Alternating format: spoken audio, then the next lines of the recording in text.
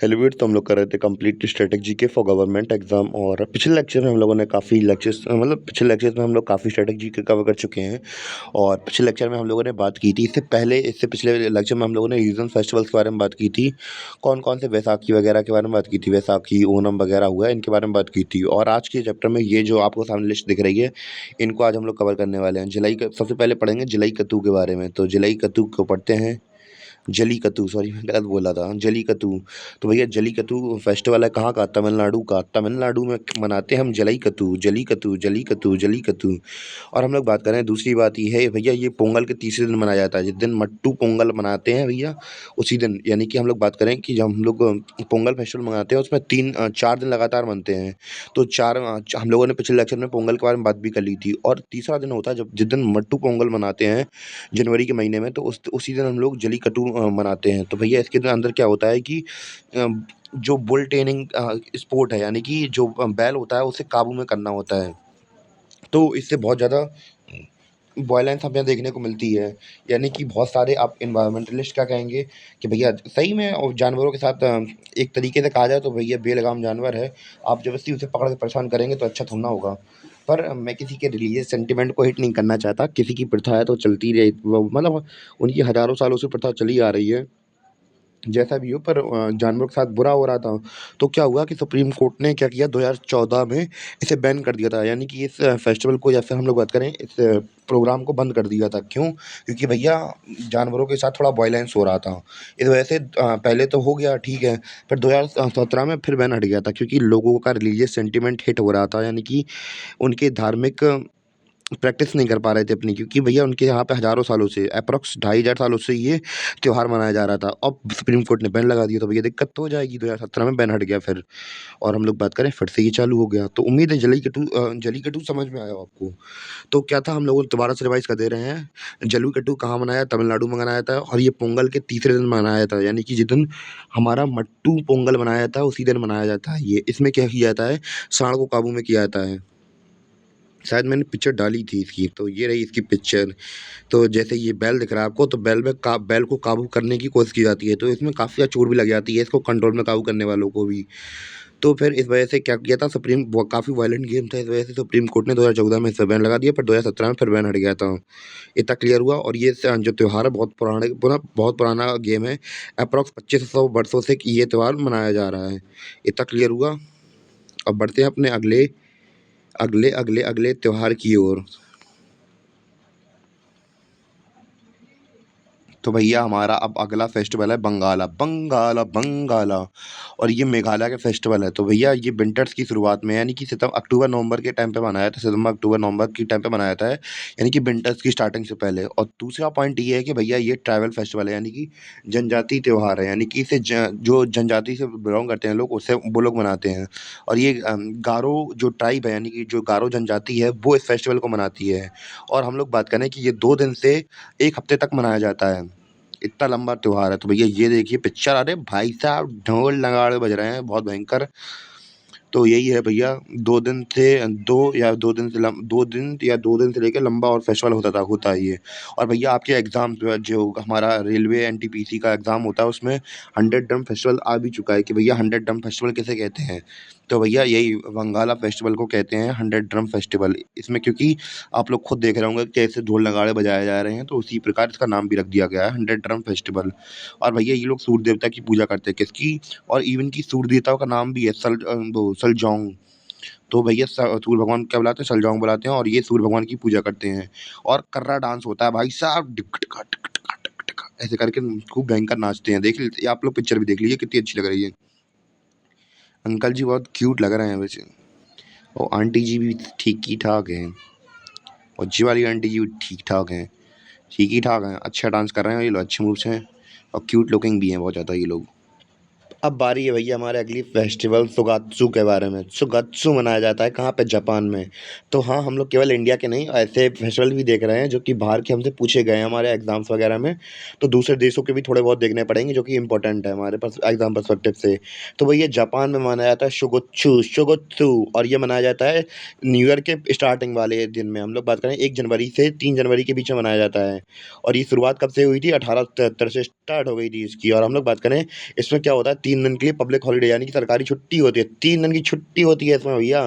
और सबसे important festival है जापान का, जैसे कि हमारे यहाँ पे दीपावली वगैरह मनाई जाती है, सब लोग आते हैं घर में, गले मिलते हैं, गणेश लक्ष्मी की पूजा होती है, तो वैसे ही वहाँ पे इम्पोर्टेंट फेस्टिवल है। और इसमें फैमिली बॉन्डिंग फेस्टिवल भी कहते हैं, यानी कि परिवार के सभी सदस्य एक साथ मिलते हैं और टाइम स्पेंड करते हैं, कुछ अलग अलग एक्टिविटीज़ करते हैं। तो भैया इसलिए यहाँ पे मन के ये मान लीजिए दिवाली ऐसा सीन चलता है वहाँ पे जापान के अंदर। इतना ऐसा है कि मतलब जो घर के सदस्य हैं उनके बीच में बॉन्डिंग वगैरह बने, ऐसा सीन होता है। तो भैया उम्मीद है कि आपको समझ में आया हो हमारा शुगुच्चू शुगुच्चू शुगुच्चू। तो भैया ये रही वहाँ की सुंदर सी पिक्चर जहाँ पे ये लोग जो जापान का वो त्योहार मना रहे हैं। पिक्चर का चीज़ बहुत जल्दी आसान हो जाती है। अब भैया हम लोग बात करेंगे अपने लोसर त्योहार के बारे में। लोसर त्योहार को समझते हैं हम लोग अच्छी तरीके से। तो भैया लोसर के बारे में बात करें, जो लोसर शब्द है ये तिब्बत भाषा से लिया गया है। इस भाषा का मतलब क्या होता है, तिब्बतन में इस शब्द का मतलब होता है न्यू ईयर यानी कि नया साल। और हम लोग बात करें ये क्या है, बुद्धिस्ट फेस्टिवल है। कैसा है, बुद्धिस्ट फेस्टिवल, यानी कि इसे बौद्ध लोग मनाते हैं, बौद्ध धर्म का त्योहार है ये।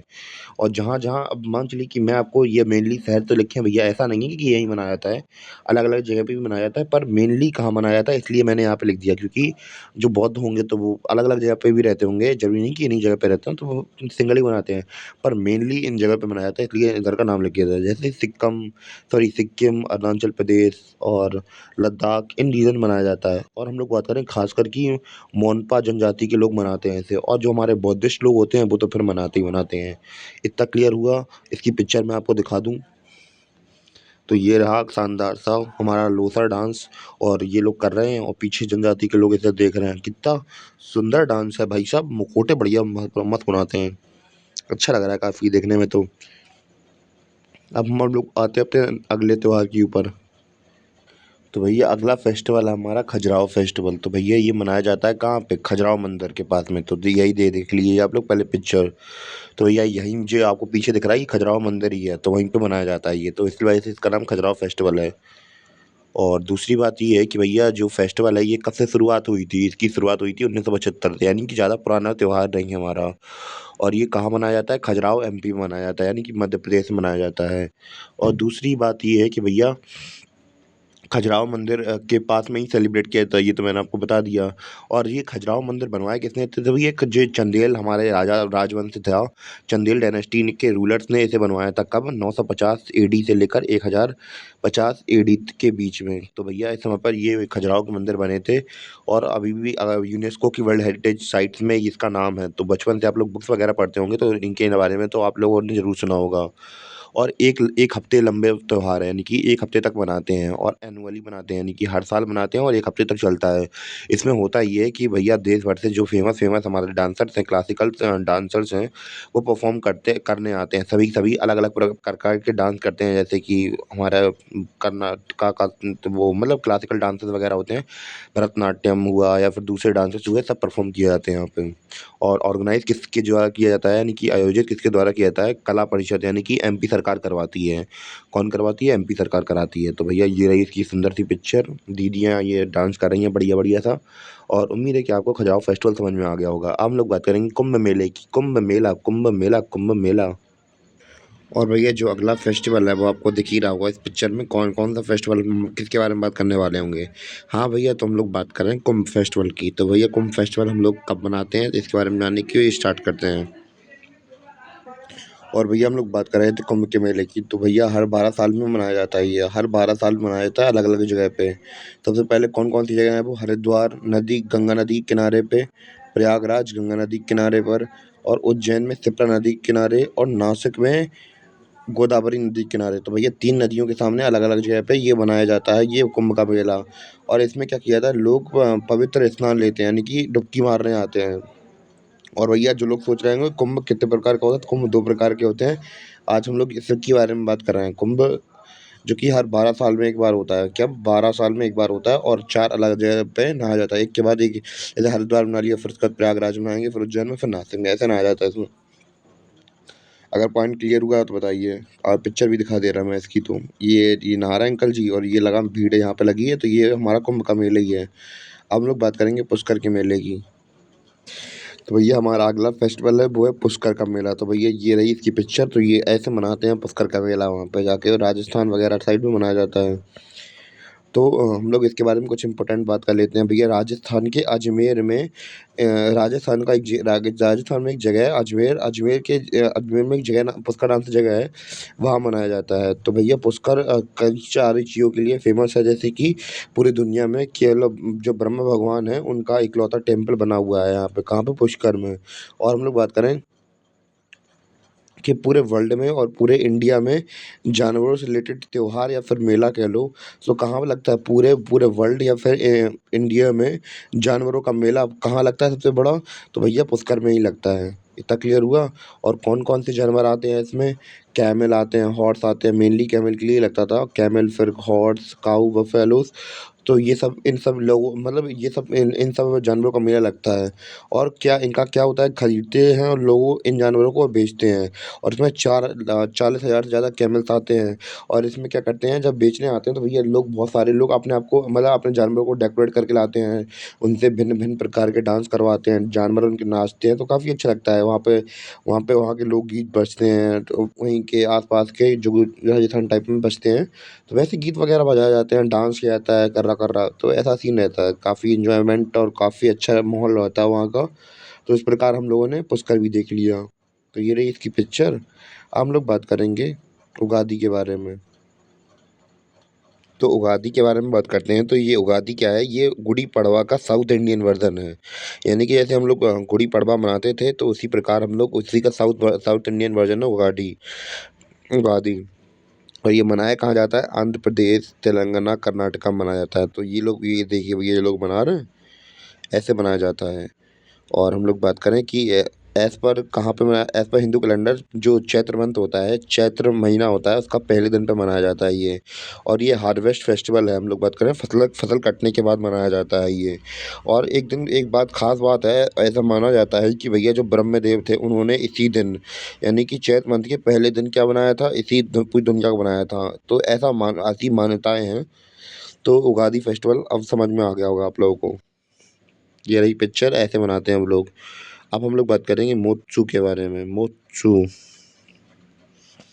तो भैया हम लोग बात कर रहे थे मोत्सू फेस्टिवल के बारे में। ये कहाँ मनाया जाता है? ये नागालैंड मनाया जाता है। कहाँ मनाया जाता है? नागालैंड में मनाया जाता है। और ये जनजातीय त्योहार है, यानी कि ट्राइबल पीपल, यानी कि जो जनजातीय लोग होते हैं वो मनाते हैं इसे। और हम लोग बात करें नागालैंड की, आओ या फिर ओ जो ट्राइब है वो लोग मनाते हैं।